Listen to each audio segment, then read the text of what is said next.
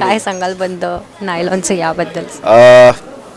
जी tagline आहे तेच मला असं वाटतं विषय आहे चित्रपटाचा, की आपण इतक्या रोजच्या व्यवहारांमध्ये आजच्या या धावपळीच्या जगामध्ये आपण इतके अडकलेलो असतो की माणूस आपण आहोत हे आपण विसरून जातो आणि मशीनसारखे आपण वागायला लागतो. खूप वर्षांपूर्वी चार्ली चॅप्लिनचं एक पिक्चर बघितलं होतं, सिटी लाईट होतं बहुतेक करून.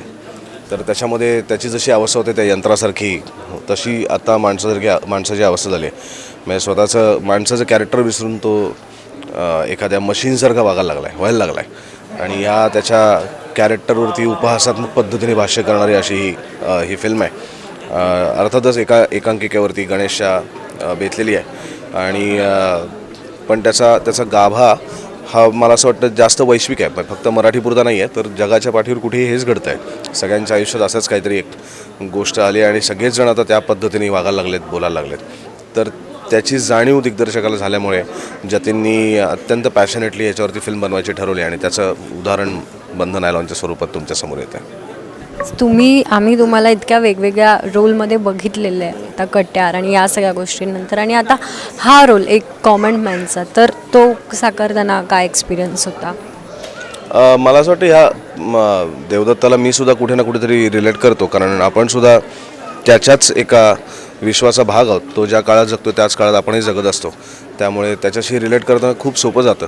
तो काय पद्धतीचा विचार करत असेल, काय पद्धतीने काम करत असेल, कसा पुढे जात असेल, घरच्यांना वेळ देऊ शकत असेल की नाही, त्यांच्याबद्दल त्याचं काय विचार असेल, तर कुठेतरी आपण त्याला खूप जवळनं रिलेट करू शकतो. आणि बऱ्याच वेळेला असा एखादा विचार मनात आला तर त्याची गिल्टसुद्धा वाटते की अरे आत्ताच्या काळात आपण खरोखर नातेसंबंध विसरून जातो आहे की काय, आणि केवळ मशीनसारखे आपण माणसांबरोबर राहतो आहे की काय.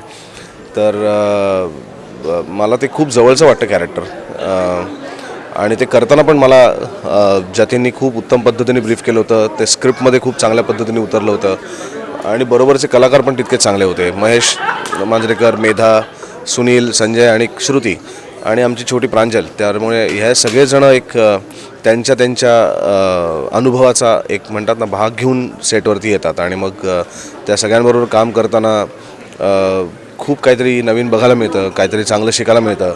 महेशबरोबर काम करण्याचा माझा पहिला अनुभव होता, श्रुतीबरोबर पेअरिंगचा पहिला अनुभव होता, पण एक विलक्षण आनंद, एक चांगला अनुभव या चित्रपटाने मला नक्की दिला.